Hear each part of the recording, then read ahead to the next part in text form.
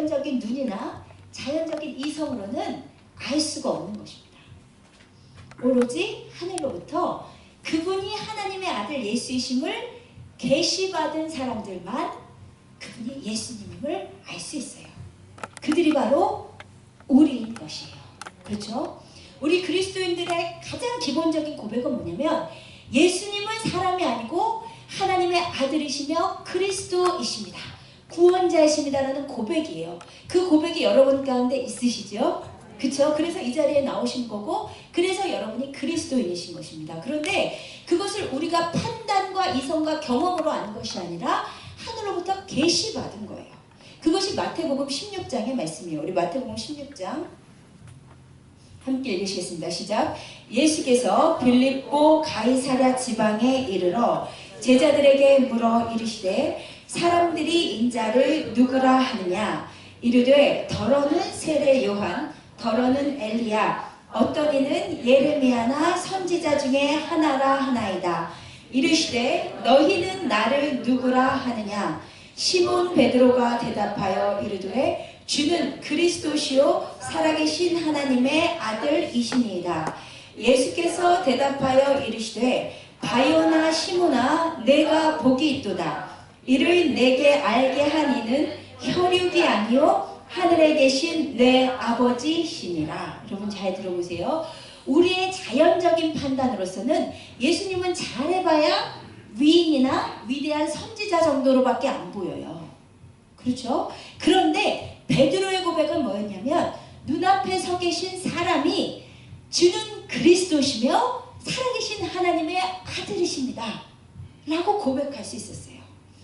그랬더니 예수님이 이 고백을 들으시고 뭐라고 하시냐면 바요나 시몬아 복이 있도다. 이를 너에게 알려준 사람은 혈육이 아니다.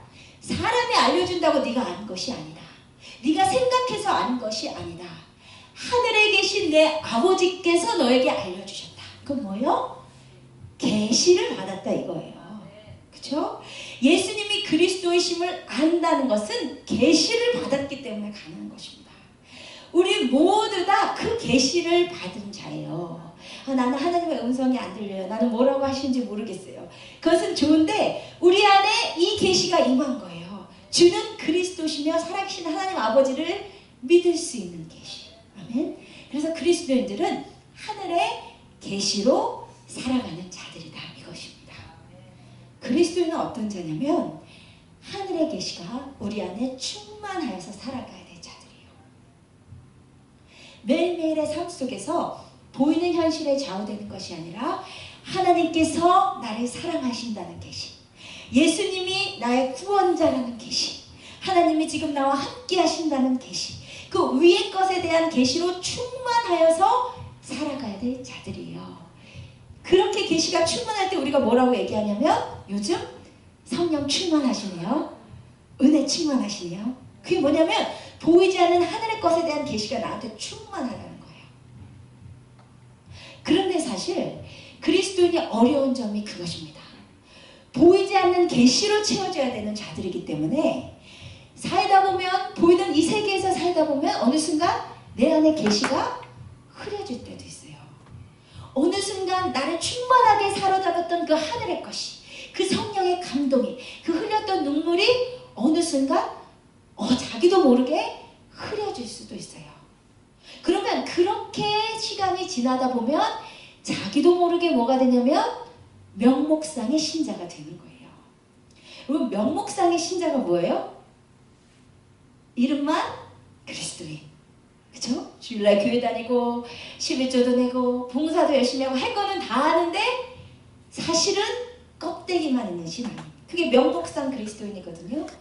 그런데 누가 명목상 그리스도인이 되고 싶겠어요? 처음에는 그분도 찬양 부르면서 눈물 흘리고 말씀 들으면서 깨닫고 하나님을 기뻐하고 기도하면서 다녔을 텐데 보이는 현실에서 살아가다 보면 어느 순간 자기도 모르게 그 하늘의 계시가 흐려져요. 그래서 그러다 보면요, 여러분이 신앙생활은 지금 하고 있는데 나 지금 왜 이 짓을 하고 있지? 내가 왜 이렇게 지금 교회 의식을 만들고 있는 거야? 내가 왜 교회를 다니는지도 모를 정도로, 네가 왜 사는지도 모를 정도로 사명과 방향이 그게 계시가 흐려질 때 일어나는 현상입니다. 목회자가 제일 힘들 때가 언제냐면 계시가 흐려질 때예요. 내 안에 계시가 충만할 때는 막 성도님들한테 해주고 싶은 얘기가 너무 많아. 그때는 설교 준비를 할 필요도 없어. 그냥 성령님께서 내 안에 충만한 계시대로 막 하면 돼요. 그런데 어떤 때 주일날에 오는 게 제일 두렵다면 내가 생각해도 내 안에 하늘의 것이 흐려졌을 때, 내가 생각해도 내 안에 성령의 계시가 흐려졌을 때, 그때는 설교 준비를 할 때가 아니고 무릎 꿇고 다시 회개하면서 하늘의 계시를 다시 구할 때예요. 정말 어떨 때는 그런 때도 있어요. 제가 이렇게 설교를 할 때 원래는 무슨 생각을 했냐면 내가 말주변이 좋은가 보다. 나는 말을 잘하는 사람인가 보다 생각했어요. 그런데 얼마 전에 설교를 하는데 내 안에 계시가 하나도 없는 거예요. 준비는 평소대로 했는데 내 안에 내가 표현력이 좋아서 말을 하고 있다고 생각했는데 그게 아니었던 거예요. 성령님께서 조명하여 주시니까 그 계시로 말하고 있었던 거예요. 제 표현력이 아니고. 근데 그날은 말을 해보려고 해도 안 나와. 기도도 안 돼요. 기도가 술술 나오잖아요. 내 안에 표현력이 아니고 성령의 계시로. 근데 그게 싹 까매졌을 때는 근데 이제 빨리 내려오고 싶어요. 빨리 내려와서 방문 잠그고, 그럴 때는 주일날 예배 끝나면 오 목사님은 저랑 누가 괴로워하는가 보고요. 예배 은혜가 있었으면 둘 다 신나고 본인 생각에 그게 뭐 객관적인 기준이라는 것은 없는 거죠. 하나님과 나의 기준인가? 안 됐다 싶으면은 한 명은 굉장히 무드가 안 좋아요. 그러면 그냥 방에 문 잠그고 혼자 있는 거예요. 계시가 흐려지면 아무것도 못합니다. 사역자는 그렇지만 그리스도인들도 그래요. 여러분 안에 계시가 흐려지면 내가 지금 왜 살고 있는지도 모르겠어요. 내가 지금 왜 이렇게 돈 벌고 있는지도 모르겠어요. 내가 뭐 하려고 기도하고 있는지도 모르겠어요. 여러분, 그래서 그리스도인은 하늘의 계시가 충만하여서 살아가야 될 자들입니다. 누가복음 2장에 귀중한 것은 뭐냐면 하늘의 계시를 받는 자도 나오고 하늘의 계시를 받았다가 흐려지는 자도 나온다 이 말이에요. 하늘의 계시를 받는 세 사람이 지난 시간에 했던 목자, 그리고 오늘 함께 볼 시몬과 안나는 하늘의 계시를 받고 또 충만하게 받은 사람들이에요. 그런데 하늘의 계시를 많이 받았었는데 잃어버리는 사람도 있어요. 그게 누굴까요? 혹시 누가복음 2장 안 읽으셨어요? 읽어보세요. 아무튼 요셉과 마리아입니다. 요셉과 마리아는 하늘의 계시를 많이 받았었다가 오늘 보니까 그 계시가 흐려지고 말아요. 그 세 가지를 오늘 함께 보도록 하겠습니다. 먼저 시몬은 어떤 사람이기에 하늘의 계시를 받았었는지 우리 22절부터 함께 읽으시겠습니다. 시작. 모세의 법대로 정결 예식의 날이 참에 아기를 데리고 예루살렘에 올라가니 이는 주의 율법에 쓴 바 첫 해에 처음 난 남자마다 주의 거룩한 자라 하리라 한 대로 아기를 주께 드리고 또 주의 율법에 말씀하신 대로 산비둘기 한 쌍이나 혹은 어린 집비둘기 둘로 제사하려 함이더라. 예루살렘에 시므온이라 하는 사람이 있으니 이 사람은 의롭고 경건하여 이스라엘의 위로를 기다리는 자라. 성령이 그 위에 계시더라.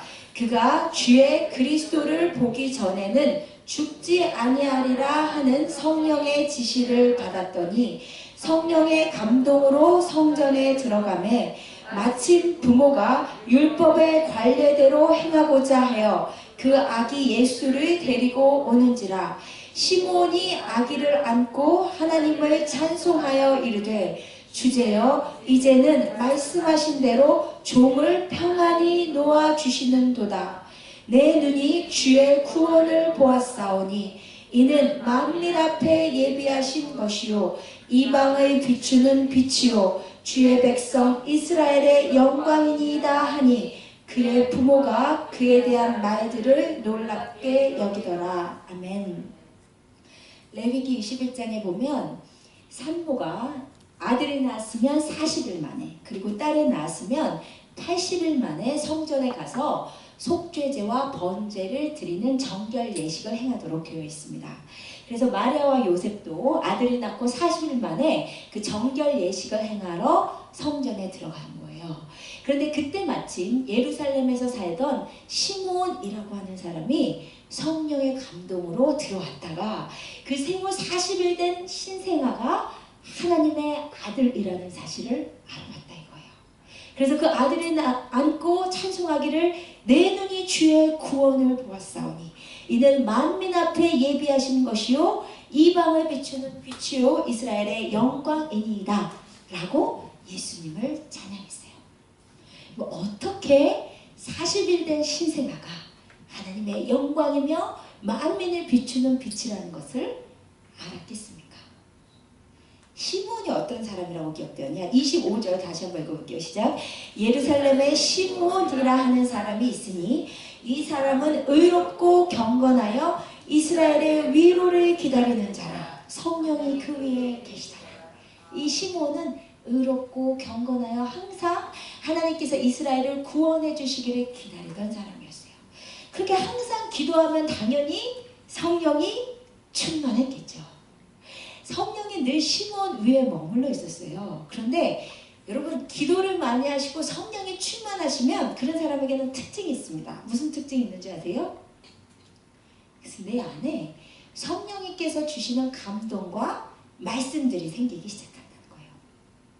원래는 교회를 열심히 다니고 해도 성령님께서 나에게 뭘 원하시는지 무슨 말씀하시는지 알 수가 없었는데 성령이 충만해지면 찬양 가운데 하나님께서 감동을 주시고 말씀 가운데 특별하게 나에게 깨달음을 주시고 성령님의 뜻을 조금씩 분별하게 돼요.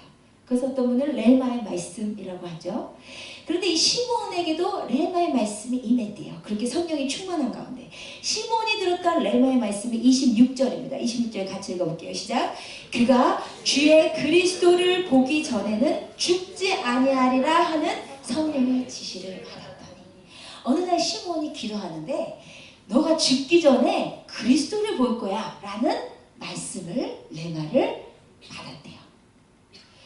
여러분 생각해 보십시다. 시몬이 이 말씀을 언제 받았는지는 몰라요. 그런데 처음에 그 말씀을 받았을 때 시몬이 어땠을까요? 가는 곳마다 어디에 그리스도가 계실까? 그죠? 내가 언제 이 그리스도를 만날까? 하면서 굉장히 기대하면서 다녔을 거예요. 그죠? 그러기를 일주일이 지나고 한 달이 지나고 6개월이 지나도 주의 그리스도가 안 나타나는 거예요. 그러기를 1년이 지나고 만약 한 5년 정도 지났다고 해보십시다. 만약에 여러분에게 5년 전에 성령님께서 어떤 메시지를 주셨어요. 그런데 5년 동안 그게 안 이루어졌다고 생각해보세요. 여러분 어떻게 하시겠어요? 네, 대부분의 사람들은 내가 그때 잘못 들었나 보다. 그때 조금 오버했구나. 그렇게 생각을 하시거나 분명히 듣긴 들었던 것 같은데 그냥 모르겠다 하고 덮어버리고 무시하고 말아요. 99%가 다 그렇습니다. 그런데 시몬은 달랐대요. 시몬은 주의 그리스도를 보리라는 성령의 감동을 5년 전인지 10년 전인지 1년 전인지 언제 들었는지는 모르는데 시몬이 그 말씀을 한시도 잊지 않고 그 말씀에 붙잡혀서 포로처럼 살았대요. 그걸 어떻게 할 수 있는지 아세요? 우리 29절 같이 읽읍시다. 시작. 주제여 이제는 말씀하신 대로 종을 평안히 놓아주시는도다. 여기서 놓아주시는도다에 해당하는 아폴로라는 단어는 포로된 상태에서 풀어주다. 포로된 상태에서 해방되다는 뜻이에요. 그러니까 무슨 말이냐면 시몬이 평생 포로가 되었었는데 뭐에 포로가 되었었냐면 성령님께서 주셨던 그 말씀에 완전 붙잡혀 살았다는 거예요. 그래서 죽지도 못하고 있었어. 죽기 전에 그리스도를 본다니까. 가는 곳마다 주의 그리스도를 언제 나에게 보여주실까요? 계속 그 말씀을 붙잡고 그 말씀을 잊지 않고 그 말씀에 완전히 매여 살았다는 것이에요. 여러분 이것이 시몬이 하늘의 계시를 받았던 비결입니다. 여러분 많은 사람들이 나는 성령님께서 뭐라 하시는지 몰라요. 나한테는 그런 게 아니에요 라고 생각하는데 사실은 그렇지 않아요. 임해요. 여러분이 기도를 조금이라도 하시면서 하나님께 정말 마음을 드리려고 하면 감동이 오기 시작하고 깨달음이 오기 시작합니다. 그런데 대부분의 사람들이 받았던 감동을, 말씀을 상황과 환경과 감정에 따라서 던져버려요. 예를 들어서 너무 사랑할 수 없는 사람이 있어요. 하나님 그 사람을 사랑하게 해주세요 기도했어요. 하나님께서 기도 가운데 그 사람을 사랑하지 못하는 나를 깨닫게 하시고 그 사람을 막 사랑할 마음을 주세요. 그래서 기도 가운데 눈물로 회개하고 이 사람을 사랑하겠습니다라고 결단했어요. 근데 기도가 딱 끝나고 그 사람의 뒤통수를 보는 순간 저놈 내가 어떻게 사랑해? 라고 주셨던 감동과 그 눈물을 바로 던져. 우리에게 임했던 작은 계시를 무시하면 더 깊은 계시가 원래 안 임하게 되어 있습니다. 성경 말씀 계속 들어서 뭐 하실 건데요? 지키지는 않을 거면서. 그죠? 하나님께 어떤 일이 너무 걱정돼서 하나님 이것 좀 해결해 주세요 라고 기도했는데 기도 가운데 하나님이 걱정하지 마라 라는 감동을 주셨어요. 마음을 주셨어요. 마음이 너무 평안해졌어요. 하나님 나의 기도를 들어주셔서 너무 감사합니다. 감동을 받고 위로를 받았어요. 그런데 집에 가서 딸을 다시 보면, 집에 가서 그놈을 다시 보면, 환경을 다시 보면 환경은 똑같거든요. 그러면 그 환경 때문에 내게 주셨던 감동을 바로 던져버리고 또 걱정하기 시작한단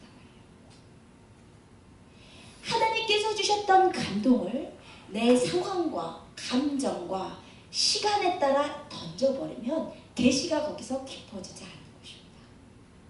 시므온은 하나님께서 주신 감동을 오래전에 받았을지도 모르지만 그것에 완전 매여 있었다. 말씀에 포로됐어요.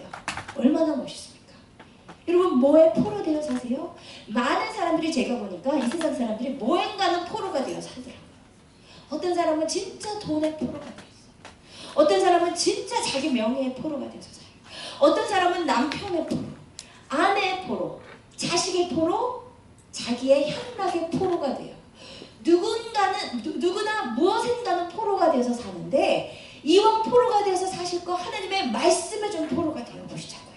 하나님께서 주셨던 나의 말씀, 하나님께서 주셨던 계시, 그거에 완전히 매여서 그 말씀대로 살려고 몸부림치시다 보면 나에게 하나님께서 더욱더 하늘의 것을 열어주신단 말이에요. 우리 이사야서의 말씀 함께 읽으십시다. 시작. 여호와께서 이와 같이 말씀하시되 하늘은 나의 보좌요 땅은 나의 발판이니 너희가 나를 위하여 무슨 집을 지으랴. 내가 안식할 처소가 어디랴. 나 여호와가 말하노라. 내 손이 이 모든 것을 지었으므로 그들이 생겼느니라. 무릇 마음이 가난하고 심령에 통회하며 내 말을 듣고 떠오는 자 그 사람은 내가 돌보려니와. 아멘. 하나님께서 돌보시는 두 종류의 사람이 등장하는데 한 사람은 심령이 통회하고 마음이 가난한 사람이에요. 이 사람은 누구예요? 지난번에 봤던 목자들이죠. 그쵸? 심령이 가난하고 마음에 통회하는 목자 같은 사람에게 하늘의 계시가 임해요. 그리고 또 하나 하나님의 말씀으로 인해서 떠는 자, 그 사람이 누구예요? 시므온 형이죠. 그쵸? 하나님께서 주신 말씀을 귀중하게 여기고 그것의 엄중함을 깨닫고 그 말씀대로 살아가려고 하는 시므온과 같은 사람을 하나님이 권고하시네요. 권고하신다는 것은 신경 많이 써주신다는 거예요. 여러분 하나님이 신경 많이 쓰시는 사람 되고 싶지 않습니까? 내 작은 신음에도 응답하시고 하나님 좀 힘들어요. 하나님께서 금방 나를 신경 써주시는 사람 되고 싶잖아요. 하나님께서 주시는 말씀을 아무렇게나 내가 하나도 못 지키고 있어도 전혀 문제가 될 게 없다고 생각하는 사람은 하나님께서 신경 쓰시기가 곤란하다 이거예요. 내가 한 말씀이라도 내가 하나님 뜻대로 못 산다. 하나님께서 주신 그 깨달음대로 내가 못 산다. 그것대로 살려고 몸부림치는 자, 하나님의 말씀으로 인해서 떠는 자를 하나님이 권고하십니다. 여러분 말씀에 매여 사시는 여러분 되시기를 주님의 이름으로 축복드립니다. 세 번째, 안나는 또 어떤 분이었길래 계시를 받는 자가 됐는지 우리 36절에 38절 함께 읽겠습니다. 시작. 또 아세지파 바누엘의 딸 안나라 하는 선지자가 있어 나이가 매우 많았더라. 그가 결혼한 후 7해 동안 남편과 함께 살다가 과부가 되고 84세가 되었더라. 이 사람이 성전을 떠나지 아니하고 주야로 금식하며 기도함으로 섬기더니 마침 이때에 나와서 하나님께 감사하고 예루살렘의 속량을 바라는 모든 사람에게 그에 대하여 말하니라. 아멘.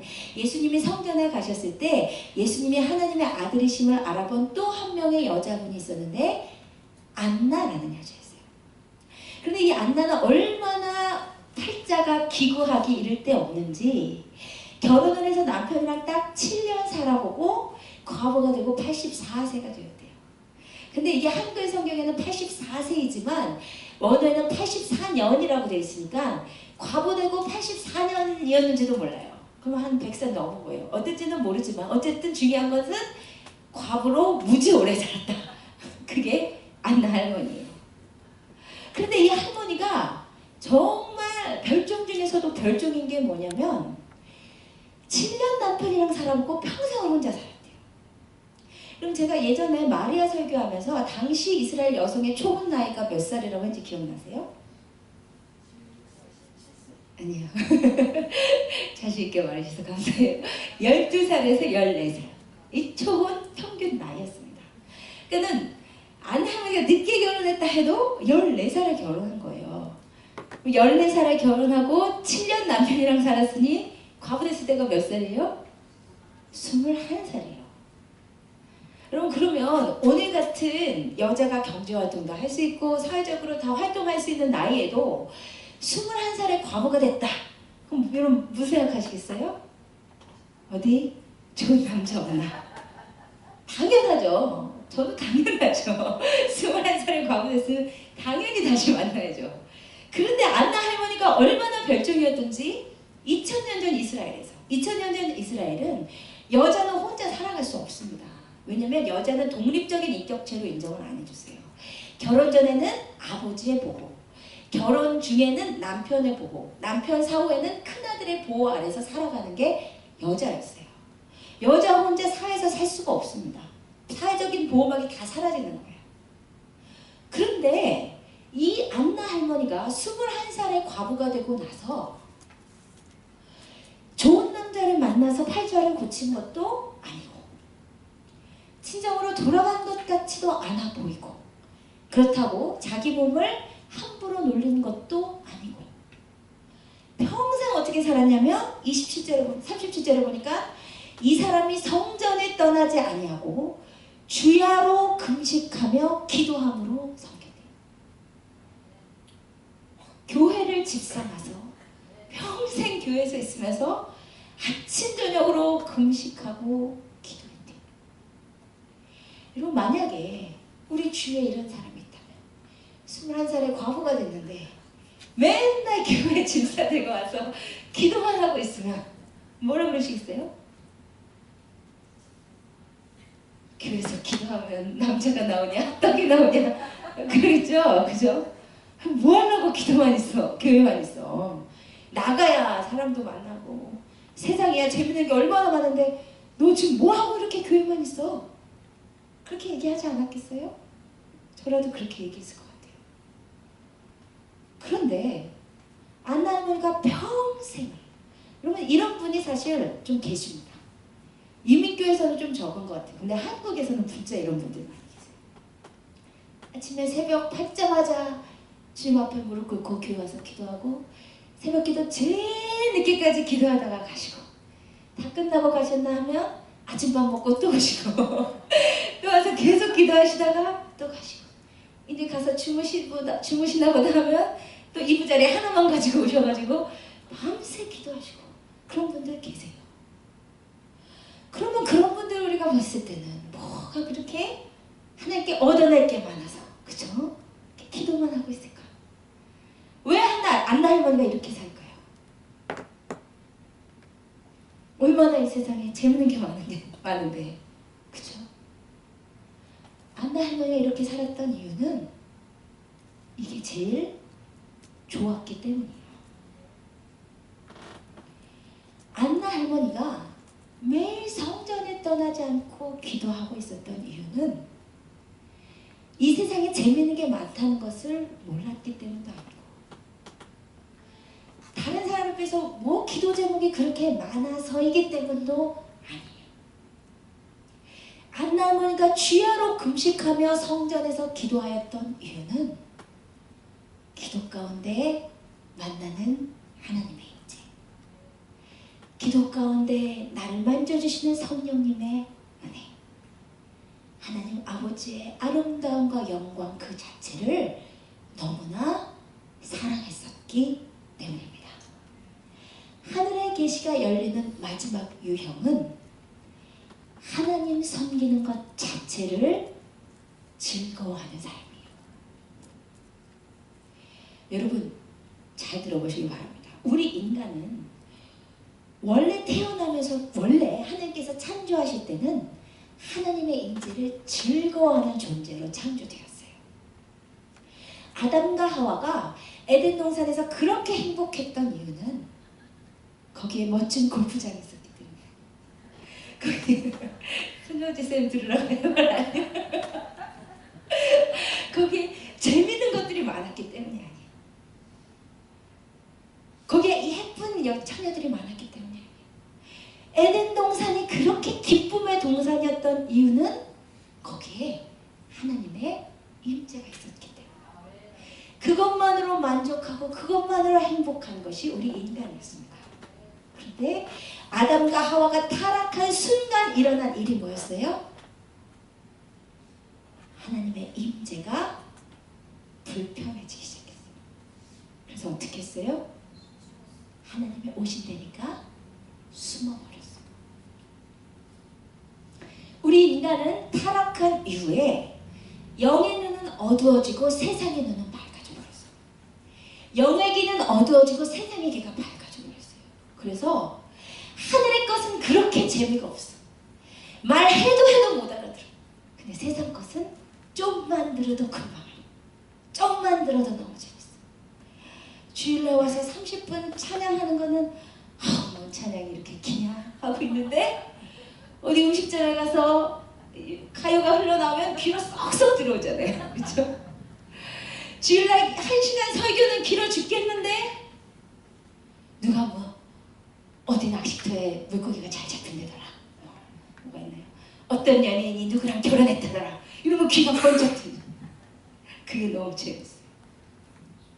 말씀은 5장 이상 못 읽고 꾸벅꾸벅 줬는데 드라마는 그 다음 내용이 너무 궁금해서 새벽 2시, 3시까지도 잠을 못 이루고 마지막 편 하나 더 보고 자야 되고.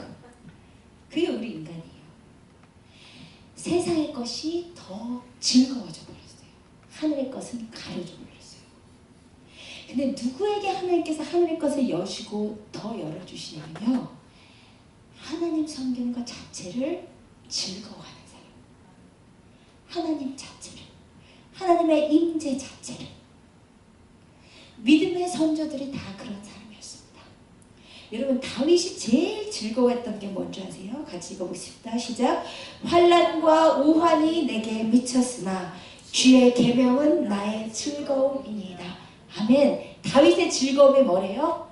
하나님의 계명, 하나님의 말씀이 즐거움이었대요. 하나님의 말씀이 낙이었다 이거예요. 그 다윗이요, 이스라엘의 왕이 됐어요. 왕이 됐으니 궁전에서 살잖아요. 얼마나 궁전이 좋았겠어요? 얼마나 예쁜 여자들이 많았겠어요? 얼마나 진수성찬이 많았겠어요? 얼마나 많은 스포츠와 취미거리가 있었겠어요? 그런데 그 다윗이 하나님께 내가 소원이 있습니다 라고 아뢰는 게 이거예요. 같이 읽어봅시다. 시작. 내가 여호와께 바라는 한 가지 일, 그것을 구하느니 곧 내가 내 평생에 여호와의 집에 살면서 여호와의 아름다움을 바라보며 그의 성전에서 사모하는 그것이라. 아멘. 세상에 좋은 것, 재밌는 것 다 갖고 있는 다윗에게 소원이 있는데, 내가 평생에 여호와의 집에 살면서, 내가 평생 그 하나님의 아름다운 인재를 잃어버리지 않고 하나님을 사모하면서 사는 것이 평생의 소원입니다. 하나님 섬기는 것 자체를 너무 기뻐했던 사람이에요. 그 사람에게 하나님께서 하늘의 귀한 것을 부어주시고 더 부어주시는 거예요. 여러분, 무엇을 낙으로 삼고 사십니까? 이 낙도 없으면 어떻게 살아요? 그 낙이 뭐예요? 누가 저에게 취미생활은 뭐세요? 이렇게 물어보셨어요. 제가 기도가 취미입니다. 그래서 딴 거는 해봐 아무 생각도 없었어요. 그랬더니 그 목사님이신데 하신 말씀이 그거는 일이죠. 무슨 취미예요. 여러분, 근데 진짜 시간만 있으면 더 하고 싶은 게 기도예요. 없어서 못하는 거죠. 그렇죠? 기도 가운데 나를 만나주신 하나님, 내 마음을 다 들어주신 하나님, 내 하나님 앞에 의롭게 나 하나도 못 살지만 그 부족한 날에 늘 채워주시는 그 하나님이 제일 좋잖아요. 내 평생 소원이 여호와의 집에 살면서 하나님의 아름다움을 내가 상실하지 않고 싶어요. 아멘. 그렇게 하늘의 것을 기뻐하시면 하나님께서 더 많이 열어주심을 기억하시기를 바랍니다. 아멘. 그런 분들 되시기를 축원드립니다. 아멘. 그런데 하늘의 계시를 많이 받아도 잃어버리는 사람도 있어요. 요셉과 마리아가 그랬어요. 요셉과 마리아가 어떻게 하늘의 계시를 잃어버렸었는지 함께 읽으시겠습니다. 시작. 그의 부모가 해마다 6월절이 되면 예루살렘으로 가더니 예수께서 12살 되었을 때 그들이 이 절기의 관례를 따라 올라갔다가 그 날들을 마치고 돌아갈 때에 아이 예수는 예루살렘에 머무셨더라. 그 부모는 이를 알지 못하고 동행 중에 있는 줄로 생각하고 하룻길을 간 후 친족과 아는 자 중에서 찾되 만나지 못함에 찾으면서 예루살렘에 돌아갔더니 사흘 후에 성전에서 만난즉 그가 선생들 중에 앉으사 그들에게 듣기도 하시며 묻기도 하시니 듣는 자가 다 그 지혜와 대답을 놀랍게 여기더라. 그의 부모가 보고 놀라며 그의 어머니는 이르되 아이야 어찌하여 우리에게 이렇게 하였느냐. 보라 내 아버지와 내가 근심하여 너를 찾았노라. 예수께서 이르시되 어찌하여 나를 찾으셨나이까. 내가 내 아버지 집에 있어야 될 줄을 알지 못하셨나이까 하시니 그 부모가 그가 하신 말씀을 깨닫지 못하더라. 아멘. 6월절이 되어서 원래는 율법에 의하면 6월절과 오순절과 초막절에 남자들은 다 성전에서 하나님을 배우게 되어 있었습니다. 근데 이스라엘이 바벨론에 유다가 포로가 된 이후에는 그 3대 절기를 잘 지키기가 어려워졌어요. 그래서 포로 생활에서 귀환 이후에는 6월절만이라도 잘 지키려고 노력을 했고, 특별히 랍비들이 남자만 가지 말고 온 가족이 6월절 행사를 지키러 가도록 그렇게 권장을 했었어요. 그래서 예수님의 가족도 예수님이 12살이 됐을 때 6월절을 지키려고 예루살렘 성전에 간 거예요. 그런데 이날은 특별했던 것이 무엇이냐면 이스라엘에서는 12살이 되면 성년으로 인정이 됐습니다. 그래서 12살에 6월절에 가서 성인식을 했어요. 그러니까 예수님이 이때 예루살렘에서 성인식을 치르셨던 거예요. 그런데 성인식을 치르고 돌아오는 길에 엄마 아빠가 예수님이랑 같이 있는 줄 알고 하루 동안이나 가다가 보니까 예수님이 안 계신 거예요. 그래서 예수님을 찾으러 삥삥삥삥 산길을 돌아서 가다가 겨우 성전에서 예수님을 다시 만난 스토리입니다. 그런데 이 스토리를 들으면 언뜻 듣기에는 얼마나 마리아와 요셉이 정신이 없었으면 애가 지금 내 옆에서 오는지도 모르고 하룻길을 갔을까 생각이 들잖아요. 근데 사실 이 상황은 그렇게 마리아 요셉이 정신을 빼놓고 애가 있는지도 없는지도 모르는 상황은 아니었습니다. 왜냐하면 당시 가족이 예루살렘으로 올라갈 때는 가족 단위로 움직였던 게 아니에요.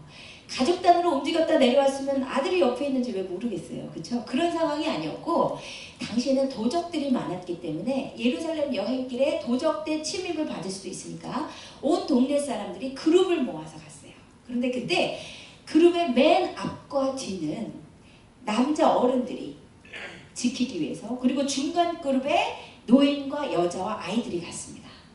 그러니까 가는 길에는 예수님이 중간 그룹에서 마리아와 가고 요셉은 앞이나 뒤에 있었던 거예요. 그러니까 예수님은 안 잃어버렸죠. 그런데 갔다가 돌아오는 길에는 예수님의 배치가 달라졌잖아요. 그죠? 왜요? 예수님이 성인이 되셨으니까 이제 예수님이 앞그룹이나 뒷그룹으로 옮기셨어야 됐던 거예요. 그러니까 요셉은 생각하기를 가면서 아니 이 녀석이 성인식을 치렀는데도 지금 남자 어른들이랑 안 가네? 아직도 엄마랑 같이 가나 보다 그렇게 생각하고 갔을 거예요. 그리고 마리아는 우리 요셉이 이제 성인식을 치러서 이제 남자 어른 그룹에 끼어가는구나 생각하고 갔던 거예요. 그러니까 하루가 지나도록 모르다가 하루끼리 지나고 나서 이제 사람들 수를 체크하다 보니까 예수님이 안 계신 것을 안 거예요. 그런데 그런 정황을 감안하고 보더라도 이 예수님을 잃어버린 이 사건은 마리아와 요셉이 예수님이 누구신지에 대한 계시를 잃어버렸음을 증명해주는 사건입니다. 왜냐하면요, 마리아와 요셉은 어떤 사람이냐면 결혼도 하기 전에 천사를 통해서 이분이 하나님의 아들이심을 계시받았던 사람들이에요. 그렇죠? 그러니 여러분이 마리아라고 생각해 보세요. 마리아와 요셉의 평생의 사명이 뭐겠어요? 하나님의 아들을 지금 내가 품고 기르고 있어요. 너무나 위대한 일이잖아요. 그러니까 마리아와 요셉의 평생의 사명은 하나님의 아들 예수님을 잘 키우는 것. 그것은 마리아와 요셉이 평생 잃어버려서는 안 되는 계시입니다. 그렇죠? 처음에는 분명히 그랬을 거예요. 마리아와 요셉이 예수님을 안고 있으면서 내가 하나님의 아들을 안고 있다니, 예수님의 똥기저귀를 갈아주면서 내가 하나님의 아들을 보살피고 있다니. 처음에는 그랬을 거란 말이에요. 만약에 그 계시와 감동이 계속됐다면 예수님이 12살이 되었을 때 함께 성전에 갔다 이 말이에요. 그러면서 그 성전은 어디예요?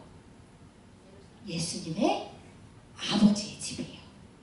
그러면 마리아와 요셉에게 그 계시가 계속 선명했다면 지금 예수님이 당신 아버지 집에 오셨구나.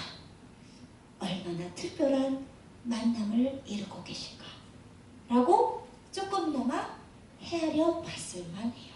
그렇죠? 돌아오는 길에 예수님이 안 계신 것을 발견했어요.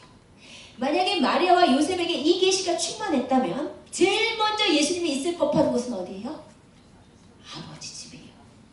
하룻길이 왔으니까 하룻길만 빨리 돌아서 예루살렘 성전에 갔으면 예수님 금방 찾았어요. 그런데 마리아와 요셉이 예수님이 성전에 계신 것은 꿈에도 생각을 못하고 며칠 길을 돌아요? 3일 길을 돌아요. 길거리 어디에서 한눈 팔다가 잃어버렸다 보다. 3일 길을 돌았더라도 예루살렘 성전에 가보니까 거기에 예수님이 랍비들과 함께 하나님의 말씀을 나누고 있으면 그때라도 뭐라고 깨달아야 돼요? 그렇지, 예수님이 하나님 아들이셨지. 아버지 집을 떠나기를 원치 않으셨구나 라고 생각을 했어야 돼요. 그런데 예수님이 랍비들과 있는 것을 본 순간 마리아가 열이 뻗쳐가지고 뭐라고 해요? 이 48절 같이 읽으십니다. 시작. 그의 부모가 보고 놀라며 그의 어머니는 이르되 아이야 어찌하여 우리에게 이렇게 하였느냐. 보라 내 아버지와 내가 근심하여 너를 찾았노라. 야 너 여기서 뭐하고 있어? 니네 엄마 아빠한테 어떻게 네가 이렇게 할 수 있어? 라고 예수님을 다그친 거예요. 근데 예수님의 대답이 뭐예요? 내가 내 아버지 집에 있어야 되는 줄을 알지 못하셨습니까? 그런데 진짜 놀랄 위안은 뭐냐면 그 예수님의 대답을 듣고도 50절에 보니까 뭐래요?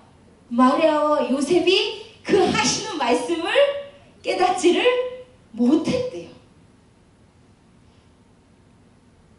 아니 예수님이 입으로 내가 내 아버지 집에 있어야지요 하는데도 마리아 요셉이 뭔 소리야 이거. 저 어떨 때는 거예요. 예수님이 하나님의 아들이시라는 그 귀한 계시를 마리아 요셉이 잊어버렸다. 그것을 흐려지게 만들어버렸다는 거예요. 여러분 그러면 질문 드리겠습니다. 마리아 요셉이 어쩌다가 예수님이 하나님의 아들이심을 잃어버렸을까요?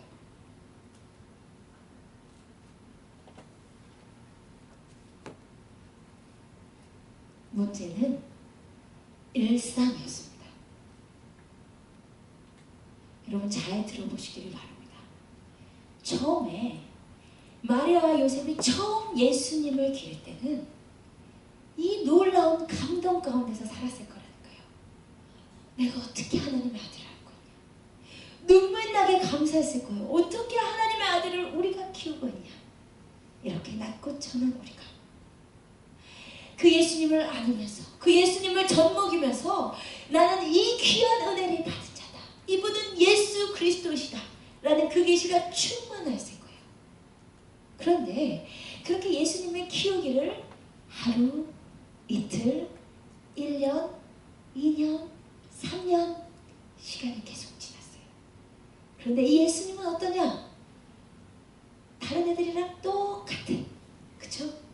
배고프면 울고, 똥 싸면 울고, 땡깡도 가끔씩 부리고, 겨우 못 가는 거, 겨우 뒤집고, 겨우 앉고, 겨우 기고, 겨우 걷고.